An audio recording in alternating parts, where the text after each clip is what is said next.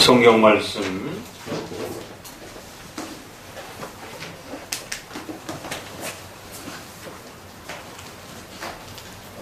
디도서 1장 5절입니다.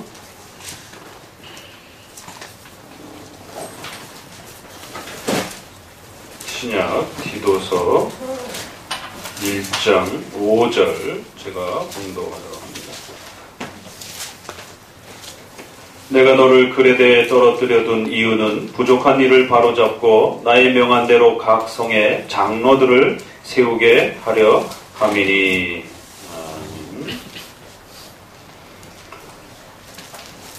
종교개혁 500주년을 맞이해서 특별히 작년부터 우리 기독교의 중요한 7가지의 7대 교리를 계속적으로 소개하고 있습니다.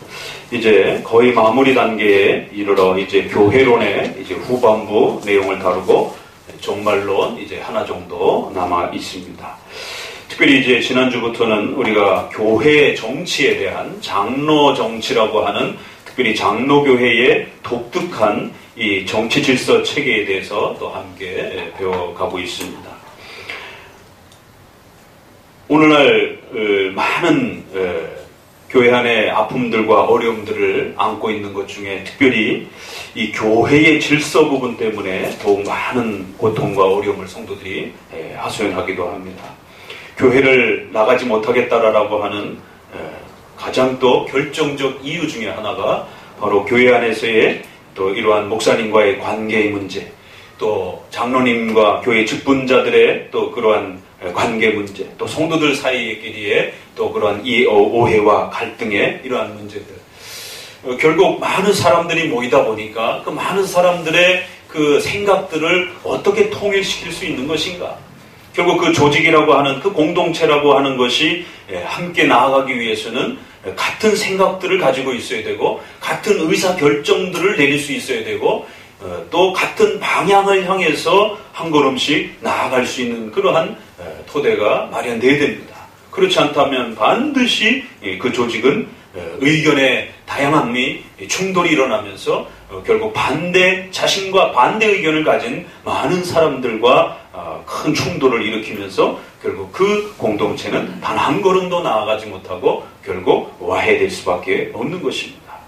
부부지간에도 가족들 안에서도 피를 나눈 그런 가족들 안에서도 의견 충돌이 일어났을 때에 그 가족들의 의사결정을 잘 하나로 이끌고 나아가는 것이 쉬운 일이 아닙니다. 그래서 많은 오늘날 한국 교회뿐만 아니라 한국 사회에 있어서 가정 해체에 대한 이 고통과 아픔들을 겪고 있습니다. 그것을 10계명에서는 5계명을 통해서 가정의 독특한 질서를 우리에게 명합니다. 갈라디아서에서는 분명히 헬라인이나 유대인이나 남자나 여자나 주인이나 종이나 모두가 하나님 앞에서 구원의 대상으로 있어서는 창조적 본질에 있어서는 동등하다라고 말합니다. 그래서 루터가 만인제사장을 소개하면서 그 누구도 하나님 앞에 나아가는데 결코 중보자가 되어진다든가 또 가로막혀서 또 어떤 방해물이 되어져서는 안 되고 누구든지 예수 그리스도를 의지하고 나아갈 수 있다라고 하는 만인제사장을 가르쳤습니다. 그런데 놀라운 것은 디모데 전서와 후서와 디도서에서는 그럼에도 불구하고 가정에도 남편은 가장으로서의 질서적 권위를 가져야 된다라고 이렇게 말합니다.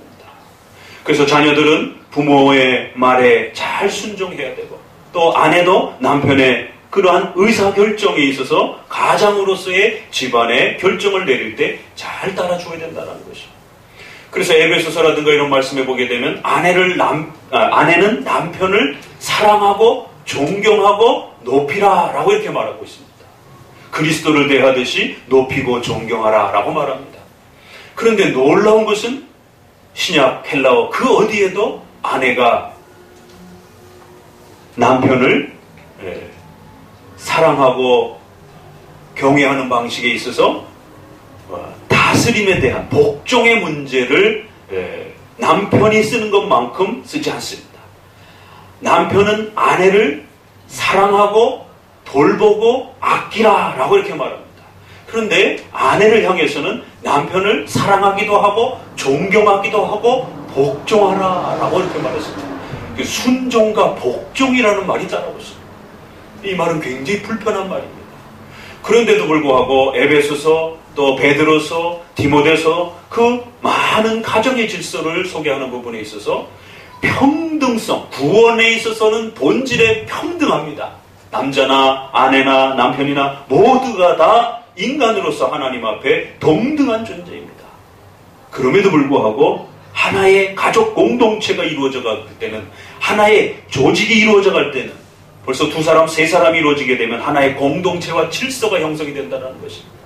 그럴 때는 반드시 그 질서를 이끌고 나아갈 수 있는, 질서를 조합하고 결정할 수 있는 하나의 의사결정적 권한을 가진 그러한 질서체계가 필요하다는 것입니다. 모든 사람이 동등한 의사결정권을 동일하게 가지고 있다라면, 예를 들자면 하나일 때 문제가 되지 않습니다. 그러나 셋일 때는 어떤 일이 벌어집니까? 다수결로 해결하면 됩니다. 둘이 의견을 동일시키고 하나가 반대를 하게 되면 더 많은 의견을 가지고 있습니다. 그러나 만약에 가정이 형성이 되면서 아내와 남편이라고 하는 2사람이 형성이 되면 이때부터 어려워지는 것입니다. 왜요? 짝수가 됐기 때문에 그런 것이죠.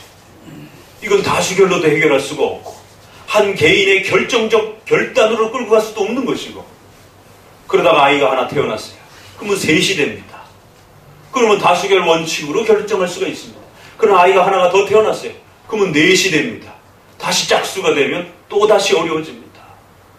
그러니까 피를 나눈 가족 공동체조차도 의사를 결정하고 의견을 조율하는 데 있어서 이게 홀수일 때와 짝수일 때의 인간의 이 어려움의 발생을 갖게 된다는 것이죠.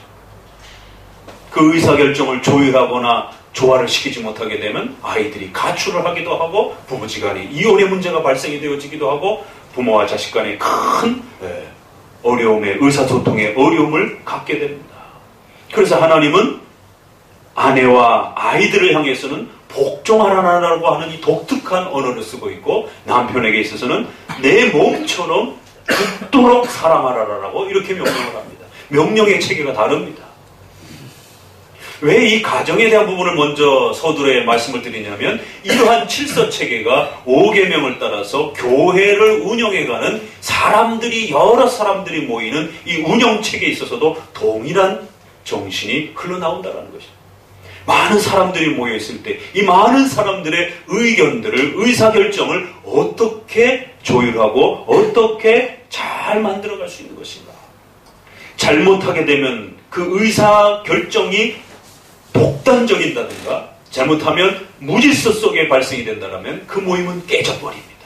가정조차도, 피로 맺어진 가정조차도 그 의사결정이 지나치게 독선적인 된다라면 반드시 문제가 됩니다. 앞부분의 이야기를 하게 되면 아내된 분들이, 여성분들이 목사님 어떻게 그렇게 말할 수가 있습니까? 요즘 같은 시대에 이렇게 불평할 수가 있습니다. 그래서 반드시 또 교회 안에 또 사회적 질서 속에서 하나님은 놀라운 힌트 하나를 줍니다. 여성들에게 또 복종을 해야 하는 자들에게 놀라운 선물을 하나 주십니다. 그 이제 우리가 오후 시간에 특강을 하게 될 국가와 교회와의 질서 관계도 역시 거기서 나오는 것입니다. 베드로와 사도들이 관원들에게 잡혔을 때 사도행전 5장에 보니까 일반적 질서에 있어서는 철저히 국가 질서에 존중을 합니다. 그러나 전도를 하지 못하게 하고 예수님을 믿지 못하도록 하고 예배를 드리지 못하게 할 때는 어떻게 합니까? 저항을 하는 것입니다. 너희 말을 듣는 것이 옳은가? 하나님의 말씀을 듣는 것이 옳은가? 판단해라. 우리는 하나님의 말씀을 듣겠다. 관원들의 말을 저항하는 것입니다. 그래서 약자에게 하나님이 주신 소중한 선물은 특별한 상황과 경우에 따라서 저항할 수 있는 또 이 선물을 허락해 주셨습니다. 그래서 가정에서, 교회에서, 국가에서 지나친 독선적인 그러한 의사결정의 그 권력이 독점적으로 그렇게 권력화될 때 반드시 저항할 수 있는 자유가 있습니다. 그래서 한편으로는 복종을 해야 하는 의무가 있기도 하면서 한편으로 또 그 약자들에게는 사안과 내용에 따라 매일 저항하는 건 아닙니다. 사안과 내용에 따라서 저항할 수 있는 자유가 또 있다라는 것입니다. 그래서 우리의 웨스트민스터 소유리 문답이나 이 웨스트민스터 신앙 고백에 있어서는 절대적으로 복종하라라고 하는 표현을 쓰기도 하면서 또 한편으로는 우리의 양심의 주인은 국가의 왕도 아니요, 교회의 목사님도 아니요, 집안의 남편도 아니요, 오직 우리의 창조주이신 하나님이다. 이렇게 고백을 하는 것입니다. 그래서 그 양심을 위배하는 어떤 독점적이고 독선적인 어떤 권력의 복종을 요구하게 된다면 얼마든지 저항하실 수 있다는 것입니다. 그래서 이 복종과 저항의 문제가 그 질서를 유지하는 아주 중요한 하나님이 주신 선물이다라고 이렇게 말합니다. 그래서 가정에서도 아내와 자녀들이 일반적인 의사결정에 있어서는 가장의 결정을 잘 존중하고 복종하는 것입니다. 그러나 그 가정의 결정이 가정의 재정 문제와 생계를 위협한다든가 가정의 그 생명의 존립을 위협한다든가 이런 위험한 결정을 하는 그런 어떤 상황이라면 아내도 저항할 수 있는 것이고 자녀들도 저항할 수 있는 것입니다.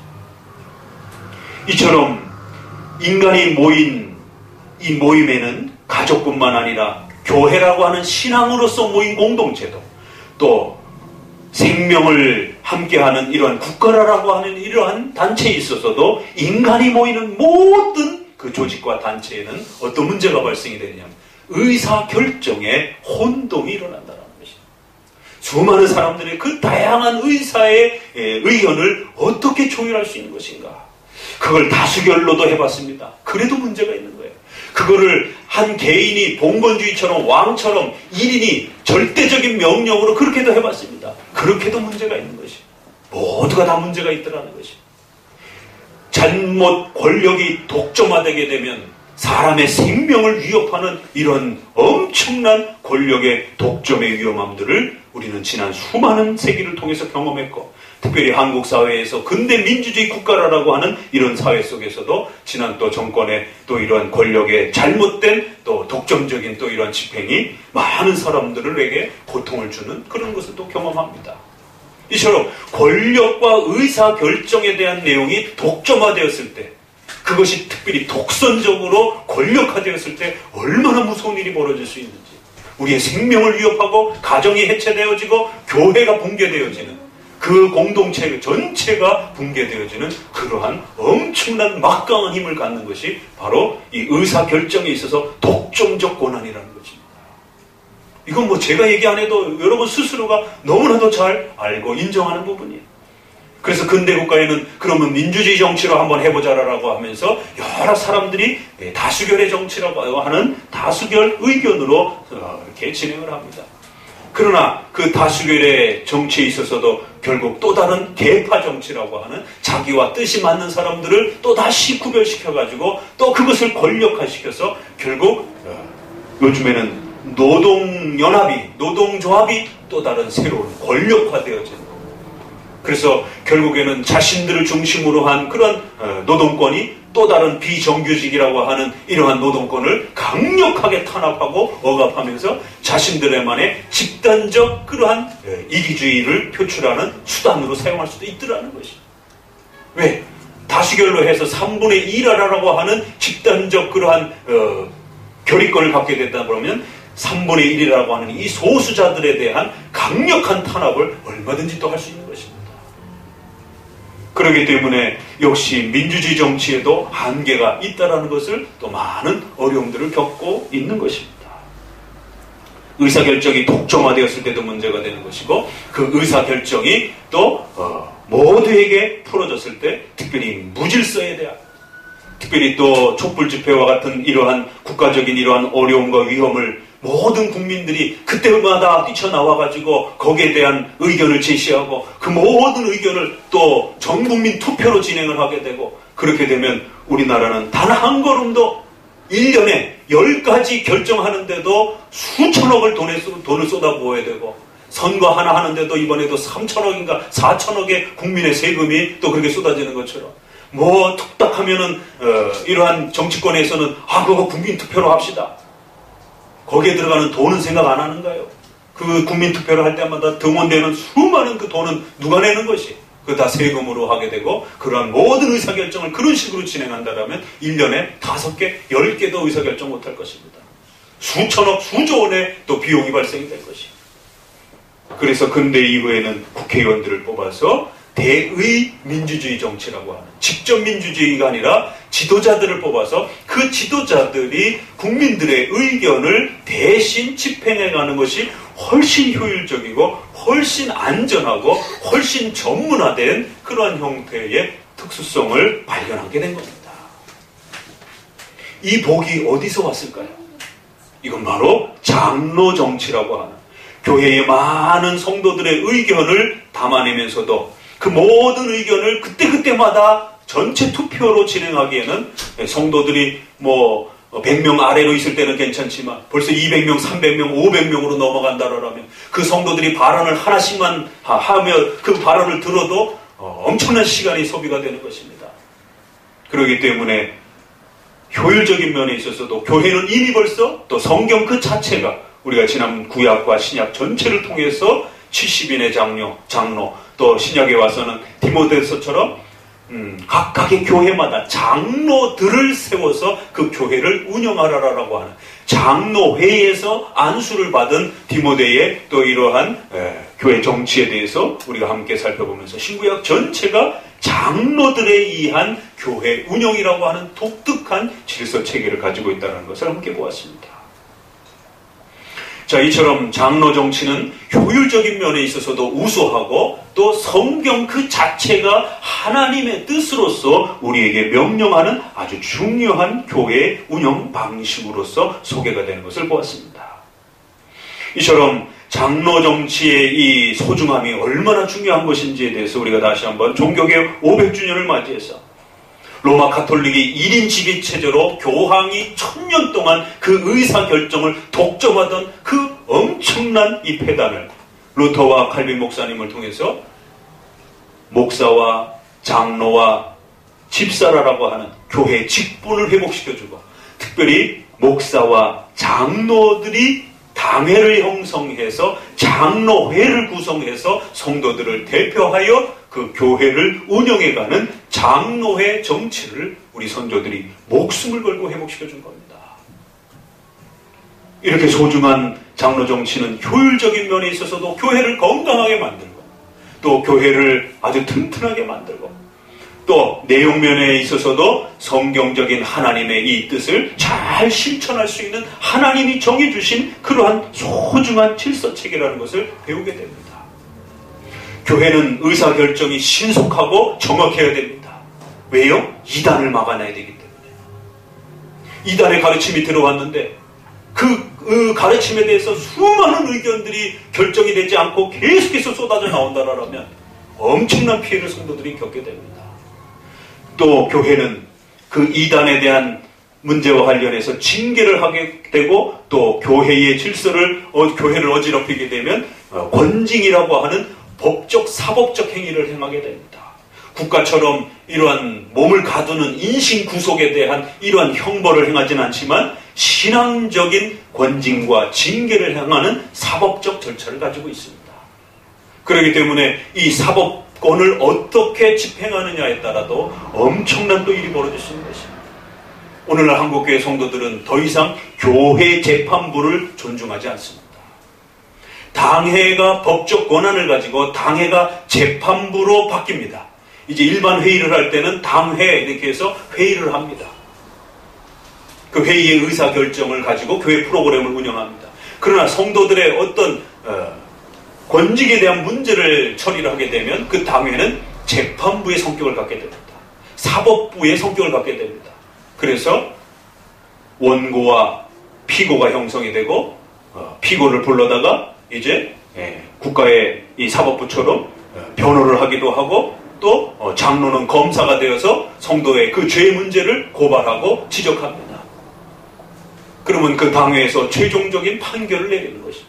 거기에는 돈 문제도 발생이 되고 윤리 문제도 발생이 되고 여러 문제가 발생이 됩니다. 입에 옮기기에 부끄러운 그런 많은 종교 지도자들의 돈과 관련된 문제, 또 성범죄와 관련된 이런 문제 때문에 한국교회에 큰 아픔들을 남겼습니다. 뭐 이름만 대면 잘 알만한 그러한 많은 재판 사건들이 있었죠. 그런데 그 재판 때문에 교회가 분열이 되고 또 수많은 한국교회의 교수들과 목회자들이 탄원서를 내면서 그 재판의 문제점을 지적하고 오히려 부당하게 너무 죄가 가볍게 처벌된 것에 대해서 다시 그 부분에 대해서 엄격하게 재판하라고 요청을 합니다. 그래도 이것이 받아들여지지 않으니까 결국 사법부, 국가행정에다가 법원에다가 고발을 해서 결국 국가법에 의한 성폭력 범죄로 또 국가법에 의한 교회의 탈세 또 여러 가지 또 배임 횡령죄로 그렇게 국가법을 이용을 해서 고발을 하게 됩니다. 그래서 더 이상 성도들은 이제 교회의 재판부를 신뢰하지 않는 시대가 되었습니다. 장로 정치란 하나님께서 이렇게 이단을 막아주고 또 교회의 이러한 죄악에 대한 여러 가지 어려움들을 막아주는 소중한 울타리처럼 교회를 건강하게 만들어주고 하나님의 말씀을 배워가도록 성도들을 보호하기 위한 아주 소중한 울타리로서 그렇게 교회의 소중한 정치체제로 만들어주신 보물입니다. 그래서 이것이 일상적일 때는 회의를 결정하는 의사기구지만 또 이것이 하나의 행정직분으로 넘어갈 때는 그 행정의 직분자들을 세우는 행정부 역할을 하기도 합니다. 자 보세요. 한편으로는 국회의원들처럼 회의를 결정을 하기도 하고 또 청와대에서 행하는 것처럼 행정부의 역할을 행하기도 하고 또 그것이 재판부로 바뀌었을 때는 사법적 권한을 가지고 재판을 행사하기도 합니다. 그래서 교회의 이 장로회라고 하는 것은 이렇게 회의를 하기도 하고 또 직분자를 명하기도 하고 또 권징을 통한 사법적 행위도 행하게 됩니다. 복합적 권한을 갖고 있는 것입니다. 바로 이런 힌트를 근대 민주주의 국가가 삼권 분립이라고 하는 권력을 나누어서 이렇게 성도들을 국민을 보호하는 이러한 힌트를 얻게 된 것입니다. 그런데 이제 이런 부분들이 더 이상 존중되어지지 않자 이제는 교회의 재판부를 신뢰하지 않고 교회에서 문제만 발생이 되면 전부 다 세상 법정에다가 고소를 하는 것입니다. 고린도 교회의 바울이 그 면을 보면서 어떻게 너희에는 교회 안에서 똑똑한 사람이 그렇게도 없느냐? 정신이 올바른 사람이 그토록 없느냐? 교회의 이 문제들을 갖다가 전부 다 세상 법정에다가 그렇게 고소 고발을 하느냐? 교회 안에서는 재판하고 판결을 할 수 있는 그런 지혜가 없느냐? 오히려 너희가 세상을 판결하고 분별을 해야 될 텐데 어떻게 교회의 문제들을 갖다가 그 신앙을 전혀 알지도 못하는 성경을 전혀 알지도 못하는 판사에게 그 모든 것을 맡기느냐라고 그렇게 책망을 합니다. 내가 가면 이 부분을 반드시 바로 잡을 것이다. 생각해 보세요. 판사가 이단 문제를 과연 판결할 수 있습니까? 우리나라의 법에는 종교의 자유가 있기 때문에 이단이 어떤 소리를 할지라도 절대로 그 문제를 가지고 법적인 구속을 행하거나 판결을 할 수가 없습니다. 극단적 종말론주의자들이 한국에 문제를 일으켰을 때도 예전에 다미 선교를 통해서 종말 온다 그래가지고 성도들 재산 다 팔아가지고는 그렇게 교회에다 바치고 산속에 들어가서 휴거 준비할 때 결국 다미 선교의 그 대표 목사가 구속이 됐습니다. 이단의 문제로 구속이 된 게 아니라 그 돈들을 걷어가지고 해외에다가 도피시켜서 자기 금고에다가 그렇게 도피시킨 해외 도피 이름이 있지 않습니까? 외환 도피법으로 구속이 된 것이지 이러한 교리 문제로 구속이 된 게 아닌 것입니다. 그러니까 재판부, 세상 재판부는 일정한 재정과 윤리적인 재판을 할 수는 있지만 교회 안에서 얽히고 설킨 그런 신앙과 관련된 여러 가지 복잡한 문제들은 쉽게 판결할 수 없는 것입니다. 특별히 이런 문제가 발생이 됐습니다. 교회가 분란이 일어났습니다. A파, B파로 나눠졌습니다. 문제는 비등비등해요. 또 3분의 2, 3분의 1이 돼도 문제입니다. 3분의 2가 쫓겨납니다. 교회로부터. 억울하죠. 그러니까 그냥 쫓겨날 수가 없는 거예요. 그 교회 건물을 짓고 그 교회 건물을 사용하기까지 자신들이 헌금하고 또 그렇게 헌신해서 그 건물을 유지했던 많은 희생들이 있습니다. 그냥 나갈 수가 없는 것입니다. 그래서 일정 부분을 3분의 1이라도 재산을 떼어달라라고. 그래 어디 가서 당장 건물을 얻어서 예배라도 드릴 수 있지 않느냐라고. 그런데 또 이쪽 3분의 2쪽에서는 그거조차 허락하지 않고 그냥 강제로 내쫓으려고 합니다. 그럼 이제 그때부터 법적 투쟁이 일어납니다. 이런 일들이 비일비재합니다. 그럴 때에 이 문제를 해결하는 것은 누가 해결합니까? 교회 성도 간에 이러한 극심한 분란이 일어나게 되면 그건 당회가 해결할 수 없고, 그래서 이 의사결정을 견제할 수 있는 더 상회 기관인 노회라고 하는 기구가 존재하게 되는 것입니다. 그래서 교회 안에 당회가 기능을 잃어버리게 되면 반드시 그 상회 기구인 노회라고 하는 기구가 그 각 개교회의 문제를 조율하게 되는 것입니다. 그 노회는 지역을 중심으로 해서 수십 개의 교회들이 서로 연합되어 있는 조직 공동체를 노회라고 말을 합니다. 그리고 전국에 있는 그 많은 노회들을 연합하여 다시 한번 더 상회 기관인 총회라고 하는 기구를 또 형성을 하게 되는 것입니다. 이처럼 장로 정치에는 목사님과 장로들이 대표가 되어서 교회를 운영하는 대표적 정치 원리를 기본으로 하면서도 그 당회를 기초로 해서 또 여러 당회들이 함께 모여서 각각의 교회의 독점적인 권력을 견제할 수 있도록 또 노회라고 하는 더 큰 회 조직을 조직하는 것입니다. 의사결정의 독점적 권력이라고 하는 것은 한 개인이 가지고 있어도 문제가 되지만 또 한 개교회가 가지고 있어도 문제가 됩니다. 한 개교회가 갖게 되면 그 하나의 교회가 모든 의사결정을 하게 될 때에 그 교회가 잘못됐을 때는 그러면 누가 그 교회를 바로잡을 수 있을 것인가? 목사님이 잘못된 결정을 하게 되면 적어도 장로님이라고 하는 분이 행정적으로 그 견제 역할을 하게 되는 것입니다.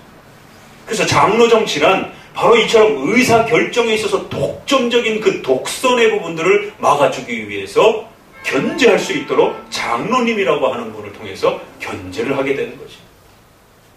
그러면 일정한 부분에 있어서 그 권력이 균형을 유지하게 됩니다. 단순한 의사결정의 신속성과 효율성뿐만 아니라 이처럼 의사결정의 독점적 권한에 대한 이 권력에 대한 문제를 반드시 조율해주고 견제해주기 위한 장치라는 것입니다. 인간의 이 연약함 때문에, 인간의 죄 때문에 인간은 돈과 생명과 관련된 이런 절대 권한을 갖게 되면 타락하게 되어 있습니다. 아무리 선한 의도라 할지라도, 그래서 국가의 정치 지도자도 마찬가지입니다. 그 정치 지도자가 그 주변 사람들이 아무리 선한 의도를 가지고 있다 할지라도 그 권력이 행정부에 독점화되게 되면 결국 인간의 이 욕망이 그 권력에 결국 유혹을 당하게 되어 있습니다. 그래서 반드시 그 돈과 또 사람의 인식 구속을 할 수 있는 이러한 여러 가지 사법적 권력을 사용해서 결국 자신의 욕망을 표출하게 되는 그러한 또 부패를 낳게 됩니다. 이것이 역사가 증명하는 것입니다. 그렇기 때문에 근대 민주주의 국가는 아무리 착한 대통령이라 할지라도 좋은 대통령을 뽑아야 됩니다. 정말 윤리적으로 정직하고 선한 대통령을 뽑아야 됩니다. 그럼에도 불구하고 그 선한 사람에게 모든 걸 맡길 수는 또 없는 것입니다. 왜? 인간이 죄인이기 때문에 반드시 죄의 유혹을 받는다는 것입니다. 그래서 일정 부분 어느 정도 그 권력이 독점화되지 못하도록 반드시 그 권력을 어떻게 견제하고 균형을 만들어줄 수 있는지에 대해서 국가는 항상 고민하고 삼권 분립이라고 하는 행정부와 입법부와 사법부가 절묘하게 서로를 견제할 수 있는 균형을 갖추지 못하게 되면 어느 한쪽으로 반드시 권력이 독점화되게 되어 있습니다.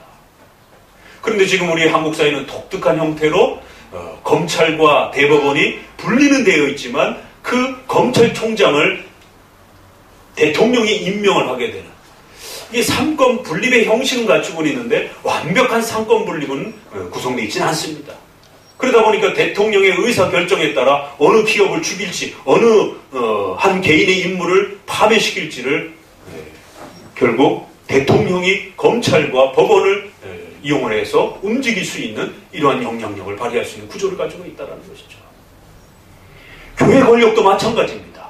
교회도 사람들이 모이는 이러한 하나의 정치 질서 체계를 가지고 있기 때문에 반드시 이러한 부분을 견제해야 되는데 말씀드린 것처럼 한 교회가 그 의사결정을 독점화시킬 때도 역시 마찬가지로 한계점을 가지고 있는 것입니다. 예를 들자면 장로님이 행정에 대한 견제는 할 수가 있습니다. 직분자를 누굴 뽑는데 이분이 더 훌륭합니다. 이번에 예산 집행을 해야 되는데 이 정도로 성도들의 형편을 봐서는 이렇게 해야 됩니다. 목사님은 건축을 좀 빨리 하고 싶어요. 그런데 장로님이 보시기에는 성도들의 형편이 그걸 감당할 수 없는 형편이에요. 그러면 이제 그런 예산 집행에 있어서도 조율을 하게 되는 겁니다. 그런데 교회는 독특한 공동체입니다. 성경을 가르치고 이단에 대한 부분을 막아야 되는 이러한 신앙 공동체라는 것입니다. 그렇기 때문에 장로님이 행정에 대한 견제를 할 수는 있지만 신학적인 성경 해석에 대한 이단 문제에 대한 이 견제는 할 수가 없습니다. 작년에도 김세훈 박사님이라고 하는 이러한 세계적인 신약학자가 십계명을 들고 나와가지고는 구약도 십계명을 지켰고 신약도 십계명을 지켰다. 신약은 예수님이 등장하시기 때문에 예수님의 은혜를 통해서 십계명을 적용해 갔지만 구약은 예수님이 오시기 전까지여서 구약은 십계명을 지키는 방식으로 하나님의 구원을 유지해 갔다는 것이에요.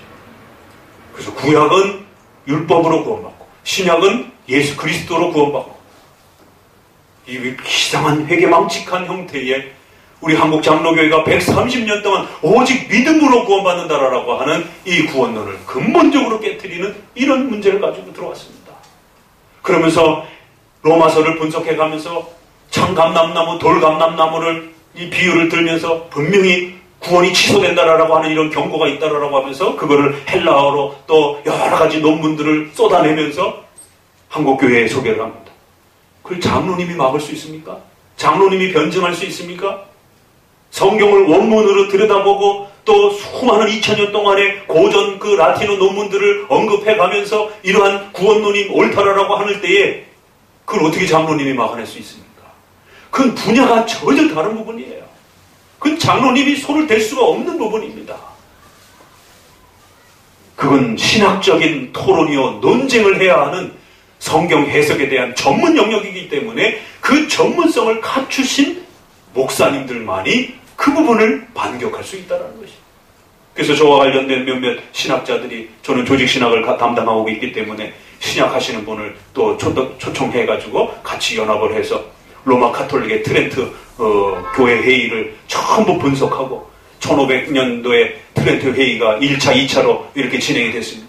그거 라틴어로 되어 있는 부분들을 영어로도 번역이 되어 있지만 원문은 라틴어로 되어 있기 때문에 그걸 분석하고 또 고대 또 그런 가톨릭의 칭의론들을 분석하고 고대의 또 어거스틴이라든가 종교개혁 시대 때 비판했던 이단들의 그 칭의론을 이 논문들을 분석을 해가지고 김세훈 박사의 이러한 율법주의적 십계명적 구원가는 로마 가톨릭적 칭의론입니다. 라고 그거를 연구 논문을 발표하면서 기자들을 불러다가 놓고 반드시 이 내용을 한국교회에 알려달라고 저희가 그렇게 기자간담회도 하고 신학회 논문도 발표도 했습니다. 그건 일반 목사님들도 하기 쉽지가 않은 문제들입니다. 왜냐하면 또 더 깊은 학문적 실력이 있어야 되기 때문에 그건 신학자들이만 감당할 수 있는 영역인 것입니다. 그래서 에베소서라든가 교회 직분론에 보게 되면 목사와 교사와 장로와 집사가 나옵니다. 그럴 때 많은 분들이 오해하는 것이 목사와 교사 이렇게 했을 때 이 교사를 주일학교 선생님으로 많이들 이해하고 계세요. 그건 주일학교 교사가 아니라 신학 교수를 말하는 것이. 그래서 목사님처럼 목회적인 돌봄을 해야 되는 전문적 영역이기도 하지만 그러나 또 연구에 전념을 해야 되는 이러한 신학자로서 교수로서의 그러한 연구 전문 분야에 또 직분자가 있어야 된다라고 구별을 시켜놓은 것입니다. 그래서 교사요 박사라라고도 이렇게 번역을 할 수도 있는 것입니다. 그러면 개교회는 목사님 혼자밖에 없는데 그럼 그 이단 문제와 여러 가지 신학 해석에 대한 목사님의 성경 해석에 오류가 발생이 됐을 때는 그걸 누가 견제합니까? 성도가 견제합니까? 장로님이 견제합니까? 목사님 그 성경 해석이 좀 이상한데요? 그 목사님이 히브리어 헬라어를 갖다 들이대고 라틴을 갖다 들이대면서 아니야 내가 말한 게 맞아라라고 성도들에게 반격한다라면 어느 성도가 그거를 반격할 수 있습니까? 그것은 동등한 실력을 갖춘 동일한 목회자와 더 또 전문화된 신학자들이 검증을 해줘야 되는 것입니다. 그래서 다른 타 교회의 목회자들이 그 설교를 들여다봐야 되는 것입니다. 또 더 위에 있는 신학자들이 그 목회자의 설교를 들여다봐야 되는 것이에요. 그렇지 않으면 견제를 할 수가 없는 겁니다. 교회의 목회자는 두 가지의 권력을 갖고 있습니다. 하나는 행정의 권력을 갖게 됩니다. 또 하나는 성경 해석을 통해서 하나님의 말씀을 성도들에게 전해줘야 되는 엄청난 이 행정의 권력보다도 수백 배 더 엄청난 하나님의 말씀을 대언한다라고 하는 이러한 신적 권위를 집행하고 대행하는 그러한 권력을 갖게 됩니다. 그래서 목회자의 자리는 굉장히 중요한 겁니다. 국가대통령보다 훨씬 더 엄청난 권력을 소유하는, 국가대통령의 말은 틀리면 고치면 됩니다. 그러나 목사님의 말은 하나님의 말씀으로, 오늘도 여러분이 저의 설교를 하나님의 말씀으로 영의 양식으로 먹고자 이렇게 함께 앉아 계신 것입니다. 신의 말씀으로 여러분의 믿음의 고백을 통해서 그것을 영의 양식으로 받아먹는 것입니다. 그런데 이 목회자의 말이 마치 잘못 성도들을 해치는 그런 위험한 그러한 발언이 해석이 나온다면 어떨 겁니까? 오늘날 한국교회 안에 목회자의 잘못된 설교 때문에 성도들이 재산상에 또 생명에 얼마나 큰 고통을 겪습니까? 특별히 신천지라든가 이런 데에 있어서 그 팻말을 보니까 이혼, 또 직장 퇴임, 또 이렇게 여러 가지를 대면서 신천지가 그런 부분들을 가정을 해체시키고 그렇게 직장과 학교와 이런 모든 부분을 망가뜨렸다라고 하면서 그 대법원 헌법재판소에서 신천지를 고발해달라고 이렇게 1인 시위하는 것을 이렇게 한번 인터넷을 보기도 했습니다. 종교 지도자의 잘못된 해석이 성도들의 재산권과 생명권과 학업권과 가정 전체를 해체시키는 이런 엄청난 고통을 준다라는 거죠. 영의 양식을 잘 받아 잡수셔야 됩니다. 영의 양식을 잘못 받아 먹으면 큰일 납니다. 죽습니다. 단순한 인문학 강좌가 아니라는 것이, 인문학 강좌는 그냥 들어두고만 안 들어두고만 졸면서 들어도 상관이 없지만 성경 말씀은, 설교는 영의 양식이기 때문에 그 말씀을 잘 받아 먹었을 때에 성도들의 영혼이 건강하게 하나님과의 이 엄청난 풍성함들을 누리며 살아가게 되는 것입니다. 근데 문제는 목회자의 그 설교가 잘못되었을 때 어떻게 그것을 견제하고 바로잡을 수 있느냐라는 것입니다. 그건 개교회가 할 수가 없는 것입니다. 그래서 장로교회 안에도 장로 정치 중심으로 하는 전통적인 장로교단이 있고요. 민주주의 정치를 장로가 있긴 하지만 그건 형식적으로만 두고 좀 더 민주주의적인 형태로 의사결정을 하려고 하는 회중장로교회가 있습니다. 그래서 장로교 안에도 장로 중심으로의 장로교단이 있고 회중들 중심으로 의사결정을 하는 회중장로 정치가 있어요. 이걸 우리가 독립하라라고도 이렇게 표현을 합니다. 그러나 저희 교단과 이제 합동측, 고신측, 합신측 이런 대표적인 한국 장로교단은 장로들에 의한 장로 정치를 중심으로 한 그러한 교단입니다. 그 얘기는 바로 반드시 그 위에 개교회 위에 노회와 총회라고 하는 상회의 연합을 갖는 그런 방식으로의 장로 정치를 훨씬 더 성경적 장로 정치로 고백하는 것입니다. 이 독립화 장로 정치는 개교회 중심입니다. 그래서 노회와 총회를 인정하지 않아요. 노회와 총회의 간섭을 거부합니다. 그래서 독립하는 겁니다. 소위 말해서 그냥 독립적으로 그냥 개교회 혼자 하는 것이에요. 한국 장로교회는 이렇게 둘로 나눠져 있습니다. 그래서 장로교회를 선택하시더라도 이게 독립화 장로교회인지 아니면 장로교회, 노회와 총회의 이 연합 구성을 갖는 당회, 노회, 총회라고 하는 이 세 개의 장로회를 기초로 하는 장로교회인지를 잘 선별해 보셔야 되는 것입니다. 왜 그런가 하면 바로 한 개교회가 독립화되었을 때에 그 목사님의 신학과 설교에 대한 견제를 아무도 할 수가 없다는 거죠. 얼마 전에 이 한국의 가장 대표적인 독립화 교단, 유명한 장로교단이 있습니다. 거기서 특별한 세미나가 있어서 제가 참석해서 거기 교수님들과 또 이렇게 목사님들과 교제를 했는데 바로 그런 고민들을 하고 계시더라고요. 교회가 분란이 일어났을 때 이걸 해결할 방법이 없더라는 것이죠. 그래서 지금 처음에는 잘 출발했는데 지금 그 교회들이 사분오열돼가지고 수습을 못하고 그런 아픔들을 겪고 있다라고 얘기를 하더라고요. 바로 그 문제가 발생이 될 수 있습니다. 그래서 반드시 개교회 목사님의 설교는 사회인, 노회의 목사님들과 또 총회의 또 이러한 신학자들과 목회자들의 동료들의 점검을 통해서 그 목사님의 설교를 끊임없이 살피는 것입니다. 왜? 목회자도 인간이기 때문에 10년 목회하다 보면 변질될 수 있는 것이에요. 인간이기 때문에 죄의 유혹을 받을 수 있는 것입니다.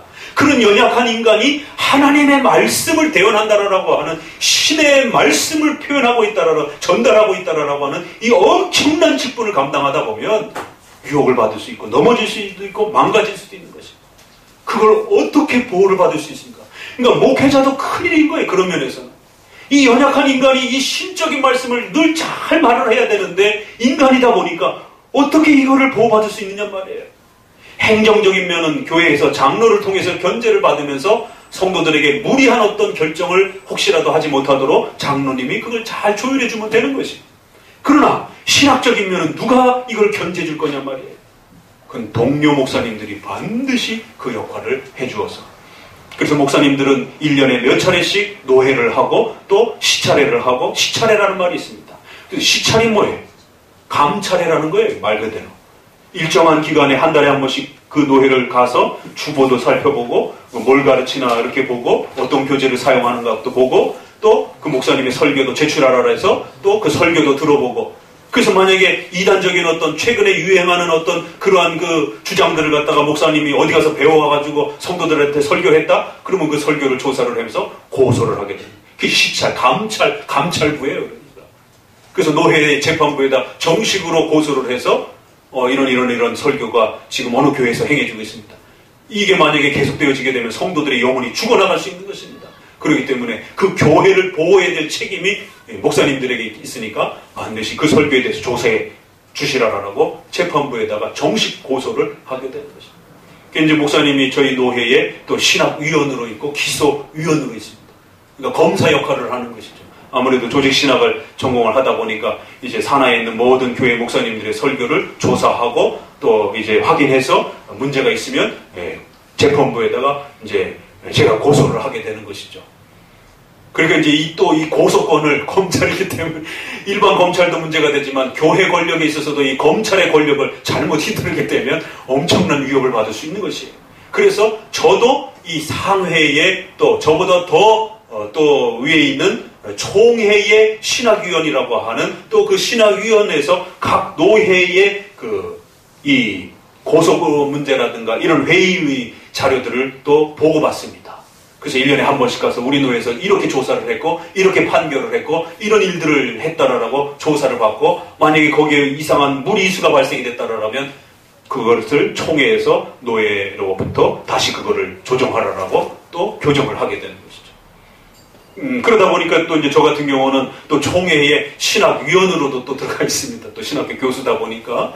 그래서 이제 이렇게 한 개인이 또 이렇게 여러 막건 있지만 저 혼자 하는 것이 아니라 또 여러 교수님들이 같이 또 전체 교회를 들여다보고 노회는 또 각 지교회를 살펴보는 것입니다.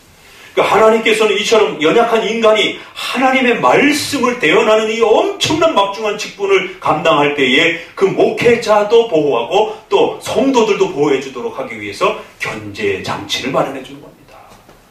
그러니까 1인 정치 체제가 효율적인 면에 있어서도 신앙적인 면에 있어서도 굉장히 위험하다는 겁니다.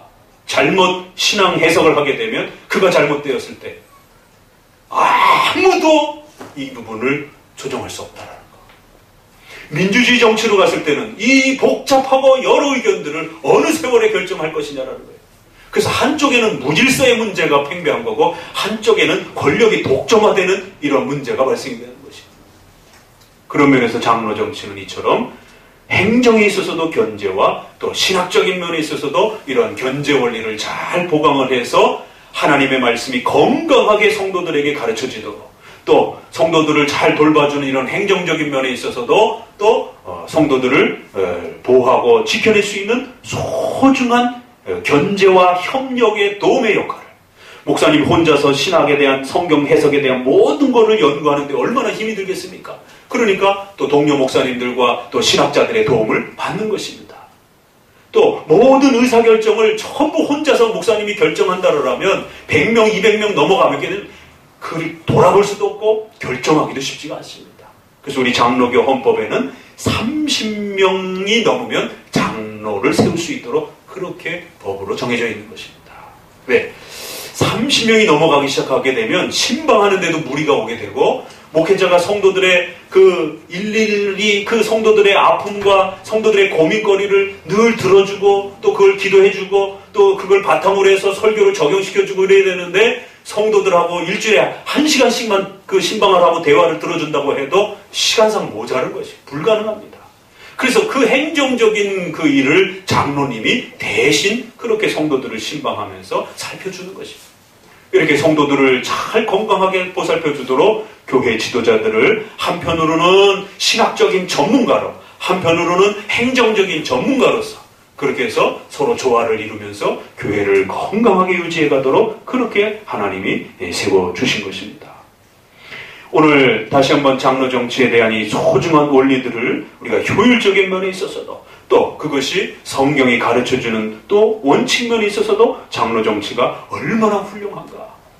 그렇기 때문에 이러한 장로 정치의 특수성이 가지고 있는 이 독특한 원리가 잘 보존될 때만이 목사님의 설교가 건강해질 수 있고 목사님의 설교가 건강해지게 되면 교회 전체가 건강해진다는 것입니다.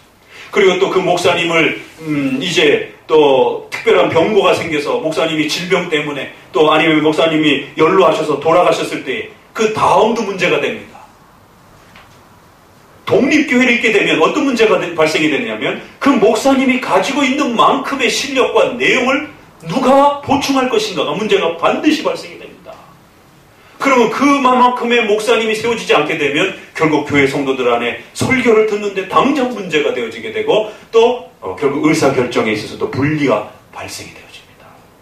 그렇기 때문에 독립교회의 이 연약함을 해결하기 위해서 노회와 총회를 통한 연합기구를 통하여 신학교를 세우고 신학교를 세우는데 개교회 전체가 함께 재정적으로 협력하고 좋은 인재들을 뽑아서 위탁교육을 통해서 끊임없이 전문적인 그러한 훈련을 실력을 키워서 그 담임 목사님이 감당했던 수준만큼 실력을 준비시키는 후학들을 또 준비시키는 것입니다. 그건 한 교회가 감당할 수가 없어요. 제가 조직신학 전공이지만 작년에 그러한 신약 로마서에 대한 그 논쟁이 벌어졌을 때 또 로마서를 더 깊이 들여다보려면 신약 교수님이 필요한 겁니다. 그래서 제가 신학 교수님을 오시라 해서 또 구약 교수님하고 같이 또 이렇게 세미나를 진행을 했습니다. 교리적으로는 제가 정리를 해주지만 그 단어 하나하나를 갖고 또 논쟁을 할 때는 신약과 구약 교수님이 구약에서 어떻게 율법으로 구원받느냐? 그건 말도 안 된다. 아브라함이 믿음으로 구원받았다라고 하는 그 원리를 가지고 구약도 믿음으로 구원받는다라는 것을 또 구약학자가 아주 히브리어를 가지고 냉철하게 또 논쟁을 해줘야 되는 것입니다. 그러니까 그런 면에서 제가 조직신학을 전공했지만 제가 혼자서 신학생을 전부 다 양육할 수가 없는 겁니다. 그렇기 때문에 전문 분야의 구약도 있어야 되고 신약도 있어야 되고 조직신학도 있어야 되고 역사신학자도 있어야 되고 각 분야의 전문 교수들이 여러 전문 교수들이 그 전도사님들을 훌륭하게 키워낼 수 있는 그런 시스템을 갖추지 않는다라면 목사님 혼자서 다 감당할 수가 없습니다. 바로 이러한 한계 때문에 또 우리 후손들에게 교회를 계승시켜줄 때에 이 단절성을 막아주기 위해서라도 반드시 노회와 총회라고 하는 상해의 연합기관을 통해서 목회자들을 양성하고 또 훈련시켜서 또 다음 세대에 하나님의 교회를 잘 보존하는 또 이러한 실제적인 문제도 발생이 된다는 것입니다. 자, 이제 몇몇 구절을 읽어보면서 마무리를 해보도록 합니다. 우리 프랑스 신조를 같이 읽어봅니다. 우리 선조들의 신앙 고백 속에서 이렇게 표현을 합니다. 지금까지 장로 정치의 이 소중한 가치들에 대해서 정리하시면서 함께 이제 내용들을 한 목소리를 읽어봅니다. 주보 안쪽 오른쪽에 프랑스 신조 25조 같이 읽어봅니다. 이제 우리는 복음을 통해서만 그리스도를 알 수 있기 때문에 우리는 그의 권위로 세워진 교회의 제도는 신앙같이 되어야 하며 따라서 교훈을 주기 위한 목사가 없이는 교회가 존재할 수 없으며 그가 정식으로 초청되고 그 직책을 충실하게 수행할 때 우리가 그를 존경하며 순종해야 한다고 믿는다. 하나님이 이러한 도움과 종속적인 방편을 꼭 필요로 하신 것이 아니고 다만 이러한 제약으로 그가 우리를 다스리기를 좋아하시기 때문이다. 여기에 있어서 우리는 자기들의 세력에 미치는 한도에서 말씀의 설교와 성례전을 파괴하고자 하는 모든 공상가들을 배척하는 바이다. 프랑스 신조는 바로 그 유명한 종교개혁가인 칼빈의 도움으로 고백되어진 프랑스 교회를 세우기 위해서 신앙 고백으로 이렇게 작성한 아주 소중한 신조입니다. 여기 아주 굉장히 중요한 표현이 있죠. 하나님의 그리스도의 권위로 세워진 교회 제도는 신성한 것이라는 것이죠. 교회 정치 제도는 단순히 인간의 편리로 만들어진 것이 아니라 이러한 장로 정치 제도는 바로 하나님이 세워주시고 명하신 신성한 성경의 명령으로 세워진 것이다라는 거예요. 그렇기 때문에 이 교회 제도에는 독특한 정치 제도의 특성을 가지고 있는데 하나님의 말씀을 가르치고 양육해야 되는 이러한 특징을 가지고 목적으로 세워진 교회이기 때문에 목사가 없이는 절대로 교회가 성립될 수 없다는 것입니다. 목사님이 대단해서가 아니라 바로 하나님의 말씀을 가르쳐야 되는 이러한 독특한 직분의 독특성 때문에 그런 것입니다.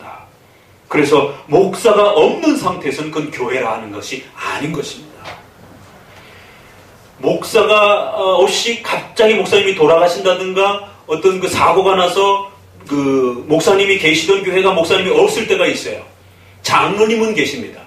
그러니까 장로님과 목사님이 계시면 당회가 형성이 되는 것이에요. 그런데 갑자기 목사님이 변고가 생겨서 목사님이 안 계셔요. 그럼 목사님을 청빙을 해야 됩니다. 그럼 일정 기간 동안 목사님이 안 계시는 그 당회는 어떤 당회냐? 쪽당회라고 그렇게 표현을 합니다. 우리 헌법에 한쪽밖에 없다라는 것이. 그래서 쪽당회라고 하면서 정식 당회가 아니라는 것이. 그래서 목사님이 유고가 생기게 되면 그 당회의 장로님들이 행하는 모든 결정과 내용은 유보가 되는 겁니다. 정식 권한을 갖지 못하게 됩니다. 그리고 또 처음부터 장로님들이 우리 한번 교회를 세우자 이렇게 해가지고 몇몇 장로님들이 모여서 성도들하고 이제 공동체를 형성했습니다. 목사님을 모시려고 하는데 아직 못 모셨어요. 그게 교회입니까? 교회가 아닙니까? 성도들이 헷갈려하는 거예요. 성도들이 모여있으면 교회 아닌가요? 간판 크게 붙이고 이제 목사님만 모시면 돼요. 그건 헌법적으로 우리 교회법적으로 교회가 아닙니다. 기도처입니다. 그러니까 장로님들이 모여있고 성도들이 모여있으면 교회가 아니에요. 법적으로는. 기도처라고 말하는 것이. 기도하기 위해서 모인 그러한 조직이라는 것이.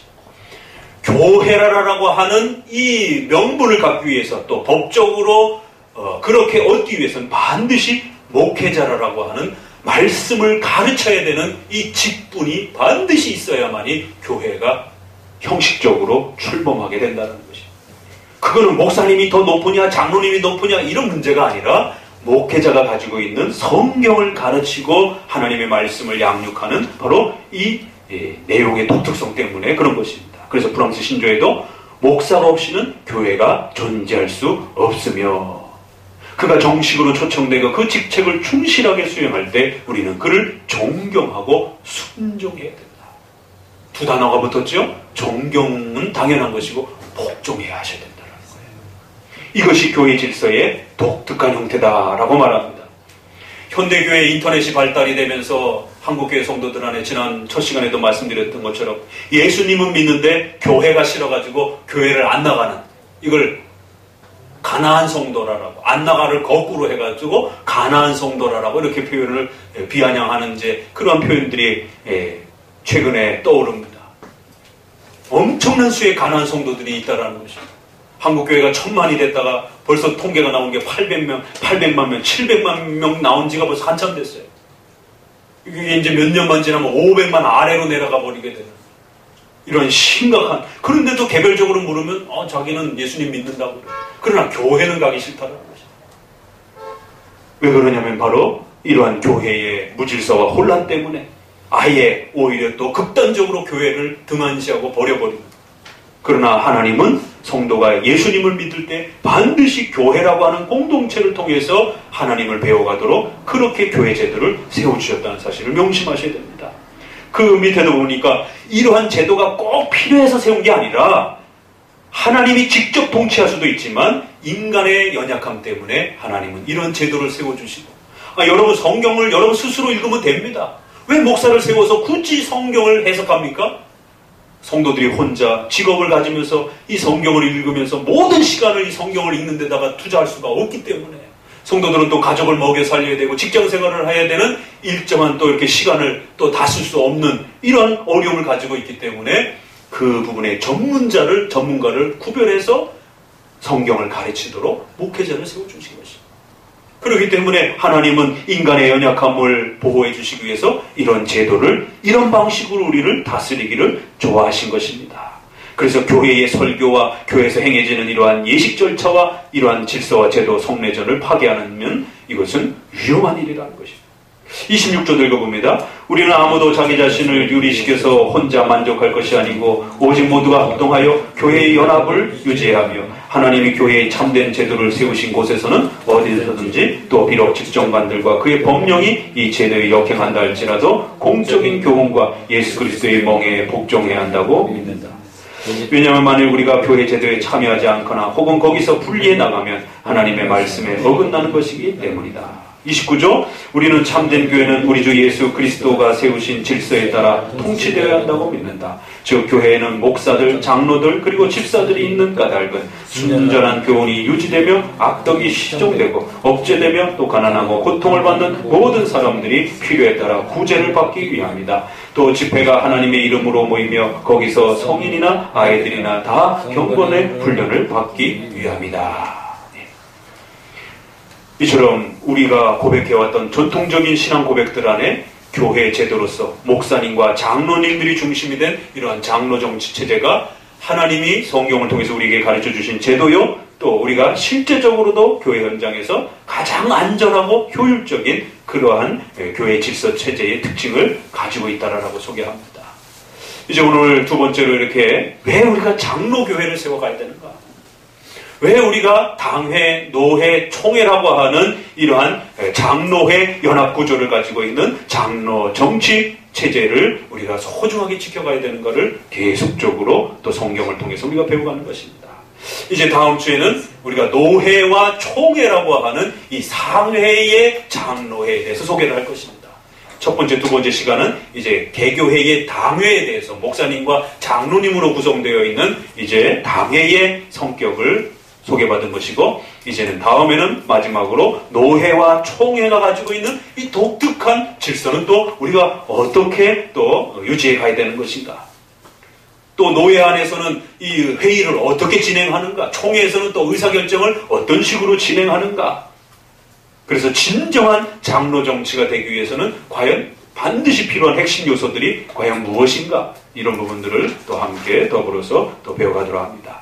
오늘은 개교회를 중심으로 한 목사님과 장로님들을 통한 이러한 교회 지도자들을 통한 교회 장로 정치가 가장 성경적이요 또 대표되는 교회 정치임을 명심하시고, 목회자는 그러한 정치를 또 이끌어가기 위해서 최선을 다해야 되고, 또 성도들은 그러한 정치에 참여해서 그러한 하나님의 교회 제도를 신성한 제도로서 서로가 고백하고 또 그렇게 만들어가도록 서로 함께 노력할 때에 가장 건강한 그런 교회가 형성되어지고, 또 가장 안전한 교회가 형성이 되어지고, 또 그런 교회가 우리의 자손들에게도 또 그렇게 물려질 수 있는 것입니다.